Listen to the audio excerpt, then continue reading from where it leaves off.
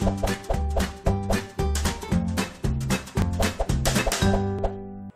عليكم ورحمة الله وبركاته. ازيكم يا حبايبي، عاملين ايه؟ يا رب تكونوا بخير. النهارده ان شاء الله هنعمل الكشري بطريقة سهلة وبسيطة وفي حلة واحدة، علشان كل الناس بتبقى حاملة هم الكشري، بيعمل مواعين كتير وبنقعد نغسل حلل كتير، عشان كده مش بنحب نعمله كتير في البيت وبنضطر نشتريه من بره. طبعا في ظل الظروف اللي احنا فيها دي والوباء، ربنا يعافينا ويعافيكم ويعافي جميع الدول يا رب. فقلنا خلاص ان شاء الله احنا نعمله في البيت ونعمله بطريقه بسيطه وسهله جدا، وهعمله لك بالمكونات اللي موجوده عندك في البيت، وهنعمله في حله واحده بحيث ان لا نبقى حاملين هم المواعين ولا الحلل ولا اي حاجه. ركزي معايا بس في الطريقه، وان شاء الله باذن الله هيطلع معاكي احلى كشري كلتيه من ايديكي. هنقول دلوقتي المقادير، وقبل ما نبدا في المقادير ما تنسيش اللايك والشير، ولو اول مره بتشوفي قناتي ما تنسيش تشتركي في القناه وتفعلي زر الجرس عشان يوصلك كل جديد. نقول بسم الله. انا معايا في المقادير طبعا الحاجات اللي احنا متعودين نشوفها في الكشري. مكرونه، طبعا الكميات على حسب ما انت عايزه، اعملي الكميه اللي تريحك، بس انا هقول لك الكميه اللي عندي. لو عايزه تعملي نفس الكميه اوكي، لو عايزه تزودي تقللي براحتك. انا حاطه حوالي كوبايتين مكرونه اللي هي المقصوصه الصغيره دي، حاطه كوبايتين رز، معايا كوبايتين رز، معايا كوبايه شعريه، ومعايا نص كوبايه عسل عدس بني اللي هو بتاع الكشري اللي احنا بنسميه عدس بجبنه، ومعايا معلقه كبيره توم مفروم، معايا حوالي كيلو بصل انا مقطعاه حلقات او شرايح صغيره زي كده اللي احنا بنسميه ورد، ومعايا 4 كوبايات عصير طماطم، معايا حوالي ربع كيلو مكرونه اسباجيتي، معلقه كبيره بدي نشا علشان هحطها على البصل عشان البصل يبقى طعمه مقرمش، معايا 4 بصلات كبار علشان مقطعين قطع صغيره، علشان البصل ده هستخدمه للخلطه اللي انا بعملها للعدس، وهستخدمه برده للصلصه بتاعت الكشري. ومعايا بقى البهارات العاديه، فلفل اسود، كمون، كزبره، ملح، ومعلقه كبيره بابريكا. البهارات دي انا هستخدمها للاثنين، للبصل اللي هعمل بيه العدس، وهستخدمها للبصل اللي هعمل بيه صلصه الكشري. هنعمل ايه دلوقتي؟ كل المقادير دي هناخدها معانا ونروح بيها على البوتاجاز، ونبدا اول حاجه نعملها اللي هي حلقات البصل او الورد اللي احنا بنحطه للكشري.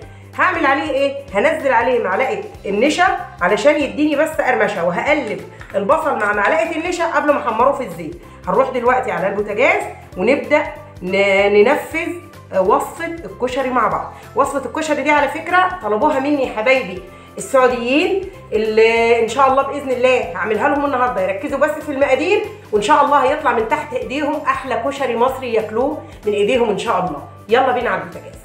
انا جيت على البوتاجاز زي ما قلت لكم، وجبت طاسه حطيت فيها زيت، وسبت الزيت لغايه ما سخن خالص، وطبعا البصل حطيت عليه معلقه النشا اللي قلت لكم عليها عشان تديني القرمشه الحلوه. نقول بسم الله وننزل بالبصل في الزيت. بسم الله. طبعا كميه البصل اللي هو الورد بتاع الكشري دي زي ما انت عايزه كميه كبيره، عايزه كميه قليله، على حسب انت بتاكليه ازاي. طبعا انا مش هحط كل كميه البصل في الطاسه من مره واحده، انا هعمله على كذا مره.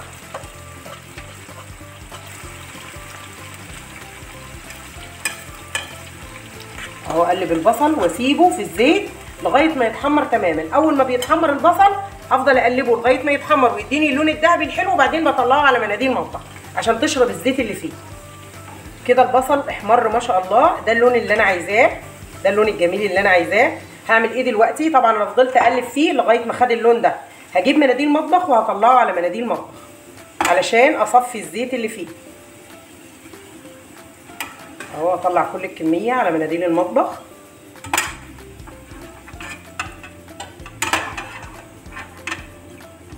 بعد ما اطلع كل الكميه دي على مناديل المطبخ هحط كميه تانيه.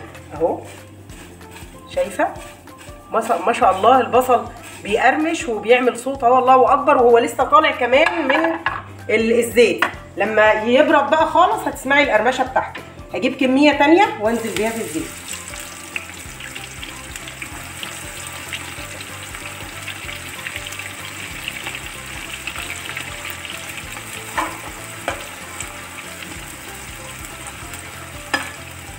طبعا انا هكرر الموضوع ده لغايه ما اخلص كل كميه البصل. بعد ما اخلص كل كميه البصل واحمرها ارجع لك تاني عشان هناخد الزيت ده اللي حمرت فيه البصل هو اللي هنعمل بيه كل الكشري. خلاص اهو يا حبايبي انا كده خلصت كل كميه البصل. انا عايزه بقى الزيت اهو، ده الزيت اللي حمرت فيه البصل، هو ده اللي هشتغل بيه كل الكشري. جبت حله كبيره على النار، دي اكبر حله في الطقم. هاتي حله كبيره علشان الكشري ما يعجنش منك، لان انا في اول الفيديو قايلالك ان احنا هنعمل الكشري كله في حله واحده، فلازم الحله تبقى كبيره. هعمل ايه؟ هاخد معلقتين من الزيت ده، نفس الزيت اللي حمرت فيه البصل، لان هو ده اللي بيدي طعم الكشري. انا اخليه جنبي كده على طول، هو ده اللي هاخد منه على طول، فانا اخليه جنبي. خلاص خدت معلقتين وولعت النار على الحله. هعمل ايه دلوقتي؟ الحله دي هحمر فيها الشعريه وهحمر فيها الرز، وبعدين اشيلهم وهعمل فيها العدس. طيب على ما الزيت يسخن هعمل ايه؟ دي نص كوبايه العدس اللي هو الاسمر ده اللي عندي، هجيب ميه عاديه من الحنفيه وانقعه لغايه ما اخلص المرحله اللي انا بعملها دي. الزيت بيسخن معايا وانا غسلت العدس ونقعته في ميه عاديه من الحنفيه. هعمل ايه؟ هنزل بكوبايه الشعريه اللي عندي، بسم الله، علشان احمرها، وهحمر برده معاها الرز. اقلب فيها كده لغايه ما تتحمر، وبعدين انزل عليها الرز. اهو يا حبايبي انا فضلت اقلب في الشعريه لحد ما خدت اللون الذهبي الحلو ده، وهنزل بالرز. طبعا الرز عملت فيه ايه؟ انا خدت الرز كوبايتين، الرز رز مصري طبعا، خدت كوبايتين الرز غسلتهم، وبعد كده صفيتهم على طول في المصفى. بعد ما صفيت الرز حمرت الشعريه، وده انا نزلت بالرز على الشعريه. هحمر برده الرز مع الشعريه علشان يبقى الرز مفلفل وحلو معايا، ما يعجنش معايا في الكشري. افضل اقلب فيه كده لغايه ما احمره شويه، وبعد كده هنشيله خالص. انا زي ما قلت لك في اول الفيديو انا بعمل لك الكشري كله في حله واحده، علشان كده قلت لك تاني جيبي اكبر حله في الطقم عندك، حله كبيره. هفضل اقلب في الرز لغايه ما يتحمر مع الشعريه. اهو يا حبايبي انا فضلت اقلب في الرز لغايه ما اتحمر مع الشعريه. طبعا مش بيتحمر يدي لون ده، بس احنا بنقلبه حوالي 3 دقايق بس عشان يتغلف بالزيت اللي احنا حاطيناه. كده هعمل ايه؟ هطفي النار وهاخد كل كميه الرز والشعريه دي انقلهم في حاجه ثانيه، وافضي الحله علشان نكمل العدس اللي هنعمله فيها. اهو يا حبايبي نفس الحله اللي حمرت فيها الشعريه والرز، شلت الشعريه والرز ومسحتها بس بمنديل مطبخ، ما غسلتهاش ولا حاجه. هجيب برده نفس الزيت، بسم الله، وهنزل بمعلقتين من الزيت اللي احنا حمرنا فيه البصل قبل كده. وهعمل ايه؟ هجيب نص البصل اللي انا مقطعاه قطع صغيره وهاخده كده اهو، وابدا احمر البصل. انا مش هخليها تحمر، انا هخليها يا دوب تديني اللون الذهبي الفاتح علشان انزل عليها بالعدس. طبعا زي ما قلت لك قبل الخطوه دي انا العدس غسلته كويس ونقعته في ميه من الحنفيه، هو بيتنقع بس بتاع 10 دقايق. اهو يا حبايبي البصل بدا ياخد اللون الاصفر الفاتح جدا، انا مش عايزاه يحمر. فضلت اقلب فيه لغايه ما بدا ياخد اللون الاصفر الفاتح ده. هجيب البهارات اللي انا وريتها لكم في اول الفيديو مع المقادير، قلبتها كلها على بعضها، هاخد منها معلقه بس. ادي معلقه، حبه كمان، وبعدين اقلب علشان يديني ريحه حلوه مع البصل. لما بتحطي البهارات مع البصل وهو بيتحمر بيدي ريحه حلوه قوي قوي للكشري. وادي العدس الاسمر او الاسود اللي قلت لكم عليه، بعد ما غسلته ونقعته صفيته وهنزل بيه على البصل.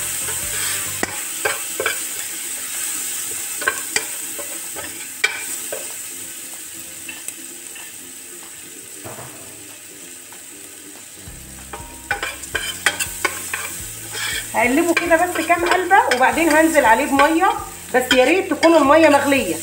اجيب ميه مغليه وانزل عليه بالميه. اهو يا حبايبي يا دوب انا قلبته قلبتين وجبت ميه مغليه او ميه سخنه، وهنزل عليه بالميه، بسم الله.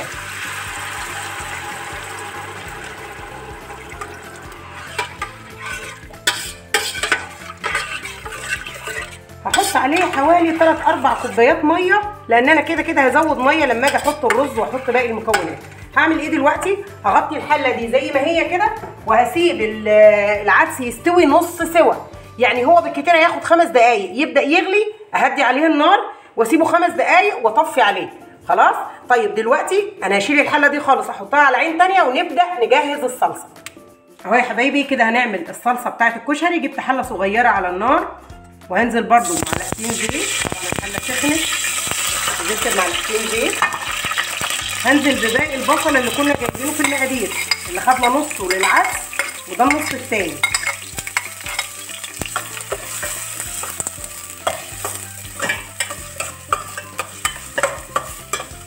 طبعا هحمر البصل، هسيبه على النار وافضل اقلب فيه لغايه ما يتحمر معايا ويديني اللون الذهبي.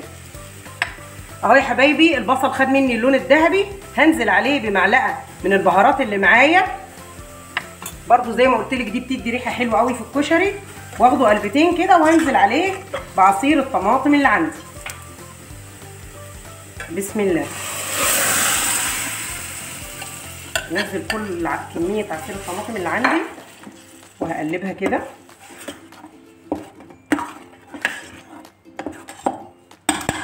كده هغطي الصلصه وهسيبها تغلي وتستوي لحد ما تستوي الصلصه خالص او تتسبك زي ما احنا بنقول عليها، وبعدين نرجع نكمل مع بعض. ورجعنا تاني للحله اللي هنعمل فيها الكشري اللي احنا كنا حاطين فيها العدس. طبعا زي ما قلت لك العدس كان بعد ما بدا يغلي هديت عليه النار 5 دقايق بالظبط وطفيت النار. هجيب ميه مغليه دلوقتي وابدا ازود الميه بتاعه العدس اللي هي هسوي فيها الرز والمكرونه والاسباجيتي.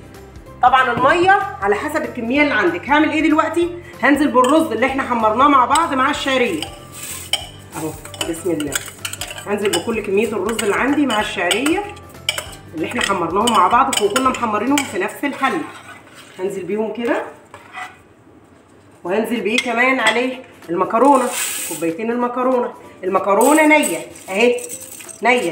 سامعه صوتها انت؟ المكرونه نيه، انا ما سلقتهاش اصلا. خلاص. هنزل بايه كمان؟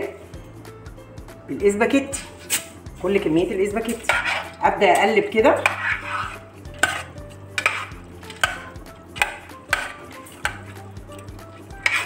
انت ممكن تكسريها بس انا ما حبيتش اكسرها عشان تبان انها ايه بالحجم الطبيعي بتاعها. طبعا انا هزود كميه الميه، لازم تكون ميه مغليه. هزود كميه الميه لغايه ما تغطي لي كل المكونات اللي عندي، الرز والشعريه والاسباجيتي والمكرونه والعدس. لازم تغطيها زي ما بنسوي اي رز. هاخدها قلبتين كده وابدا اغطيها. انا كده غطيتها بالميه، ما تزوديش الميه كتير. اهي كده اتغطت بالميه. هعمل ايه؟ اول ما هتبدا تغلي هغطيها وهدي عليها النار لغايه ما تستوي تماما. يبقى في الوقت اللي بتستوي فيه الصلصه بتاعت الكشري هسوي انا فيه الكشري ده كله. كده بدا كل المكونات اللي معايا بدات تغلي، هغطيها وهدي عليها النار واسيبها لغايه ما تستوي تماما. خلاص يلا بينا.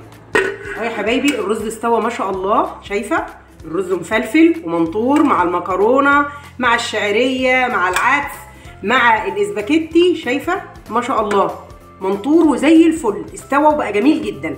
انت بس اول ما تحطي الميه المغليه ظبطيها، تغطيه بعقله الصباع الميه المغليه، وظبطي الملح بتاعه وانت بتسويه وعلى نار هاديه. اذا حسيتي ان هو لسه ما استواش ومحتاج منك حبه ميه مغليه زودي عادي. اهو ما شاء الله زي الفل ومفلفل وجميل جدا، مش معجن ولا اي حاجه. كده خلصناه وطفينا عليه. هوريكم الصلصه. وادي الصلصه يا حبايبي ما شاء الله استوت وبقت زي الفل. هنعمل ايه دلوقتي؟ معلقه الثوم اللي قلت لكم عليها اهي، هاخدها كده. ثوم مفروم ني، ثوم مفروم ني انا بحطه في قلب الصلصه بعد ما تستوي او تتسبك، بيديها طعم حلو قوي قوي. لكن انا في الاساس عامله الصلصه ببصل. يا دوب تغلي غلوتين اهي، حطيتها تغلي غلوتين. انزل معاها معلقه شطه زي ما انت عايزه بقى، عايزه معلقه 2 زي ما تحبي، على حسب بتحبي حامي جدا ولا لا. وهنزل معاها معلقتين خل، ده برضو بيدي طعم حلو قوي. معلقتين خل. وهنزل معاها نص كوبايه ميه بس عشان اخفف بس الصلصه شويه. اهي نص كوبايه، نزود سنه كمان اهي. خلاص يبقى زودت ايه بعد ما الصلصه استوت او اتسبكت؟ زودت عليها معلقه ثوم ني، وزودت عليها معلقتين خل، معلقه شطه زي ما انت عايزه الشطه حسب الرغبه. عايزه تزودي الشطه مفيش اي مشكله. وبعد كده زودت عليها نص كوبايه ميه او 3/4 كوبايه ميه. هسيبها بس تاخد غلوتين 3 دقايق بس واطفي عليها وخلاص. على كده يبقى خلصنا الكشري. هغرفهولك في الطبق وهجيبه واوريهولك شكله ازاي. اهو يا حبايبي الكشري غرفته في الطبق. حطيت الكشري طبعا تحت، وحطيت عليه شويه من الصلصه، وحطيت عليه شويه من الورد اللي هو البصل المحمر ده، وادي بصل تاني للي عايز يزود، وادي صلصه. هنعمل دلوقتي ايه؟ انا ما رضيتش اعملها واحده عشان تشوفوها، اللي هي الدقه. الدقه عباره عن ايه؟ باقي التوم اللي كان معانا من الاول، ادي نص معلقه توم مفروم، احطها كده في الطبق، وهنزل عليها معلقه خل واقلبهم مع بعض، الخل مع التوم، وانزل عليهم بمعلقه شطه. طبعا الشطه زي ما قلت لك حسب الرغبه، عايزه تزودي براحتك. ننزل عليهم معلقه الشطه، وهنزل عليهم شويه من البهارات اللي حطيناها في الكشري اصلا اهي. وهعمل ايه؟ انزل عليهم بكوبايه ميه او نص كوبايه ميه واقلبها. ممكن تحطي معاهم كمان معلقه من الصلصه بتاعه الكشري. ادي الدقه اللي هي بتبقى حاميه وبتتحط مع الكشري، ممكن تحطي عليها كده على الكشري كده منها، وممكن كل واحد يغرف طبق ويحط براحته زي ما هو عايز. بكده خلصت وصفه الكشري كلها في حله واحده. كل اللي استخدمناه الحله اللي حطينا فيها المكرونه والرز وكله، وطلع مفلفل ومستوي زي الفل ولا اي حاجه عجنت فيه. وبعد كده عملنا حله تانيه اللي فيها الصلصه، وخلاص على كده. لا عندي مواعين ولا عندي زحمه في المطبخ ولا اسلق كل حاجه وحديها ولا الحوارات دي كلها. هيبقى لو عملتيها بالطريقه بتاعتي دي طريقه سهله جدا، وهتنجزي في خلال اقل من ساعه. هتعملي احلى حله كشري عندك في البيت، ولا هتحتاجي تغسلي مواعين بعديها ولا اي حاجه. بكده تكون وصفتنا خلصت النهارده. يا رب تكون الوصفه عجبتكم، واذا عجبتكم الوصفه ما تنسوش اللايك والشير، ولو اول مره تشوفي قناتي ما تنسيش تشتركي في القناه وتفعلي زر الجرس عشان يوصلك كل جديد. واشوفكم في وصفه جديده باذن الله، والسلام عليكم ورحمه الله وبركاته.